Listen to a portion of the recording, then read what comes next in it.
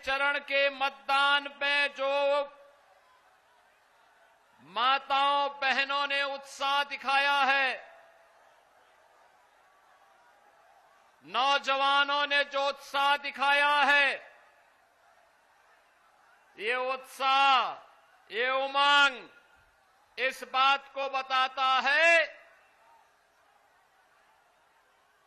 कि 14 नवंबर को जब ईवीएम खुलेंगे तो बिहार की जनता जनार्दन फिर से निर्णय लेने वाली है कि फिर एक बार एनडीए सरकार, फिर एक बार एनडीए सरकार।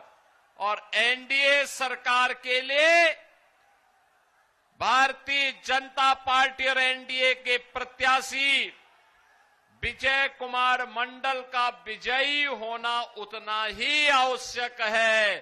और इसी के लिए मैं अपील करने के लिए भगवान राम की पावन धरा, अयोध्या की पावन धरा, लखनऊ से प्रातः काल ही चल करके मैं आपके पास यहां पे आ रहा हूं।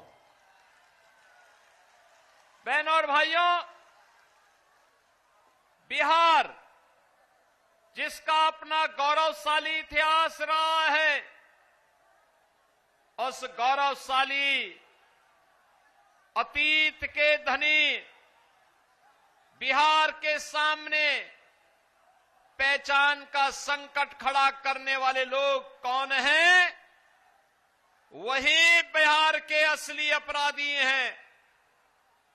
जिन लोगों ने बिहार के नौजवानों के सामने पहचान का संकट खड़ा किया, जिन लोगों के कारण बिहार अपनी पहचान के लिए मोहताज हुआ था, नौजवान के सामने, बिहार के नागरिक के सामने जिन्होंने पहचान का ये संकट खड़ा किया, बिहार में जंगल राज लाने का पाप किया था, वे लोग आज भी बड़ी बड़ी घोषणाएं करके आपके बीच में चुनाव में आ रहे हैं, आपको लालच देने का प्रयास कर रहे हैं, नौकरी के नाम पर बहकाने का प्रयास कर रहे हैं।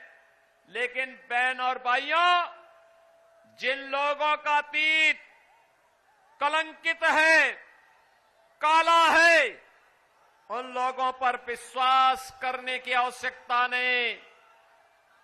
ये वही लोग हैं जिन्होंने मां जानकी के बिहार को,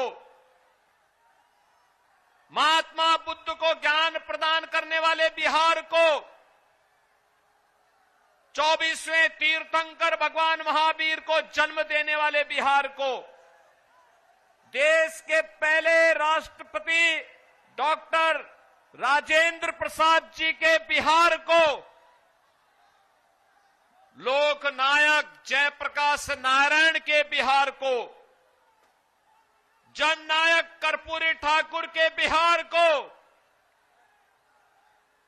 महान गणितज्ञ आर्यभट्ट के बिहार को, और बहनों और भाइयों, आचार्य चाणक्य और चंद्रगुप्त मौर्य के बिहार को जिन लोगों ने पीछे के पायदान पर धकेला, वही लोग बड़ी बड़ी घोषणाएं कर रहे हैं।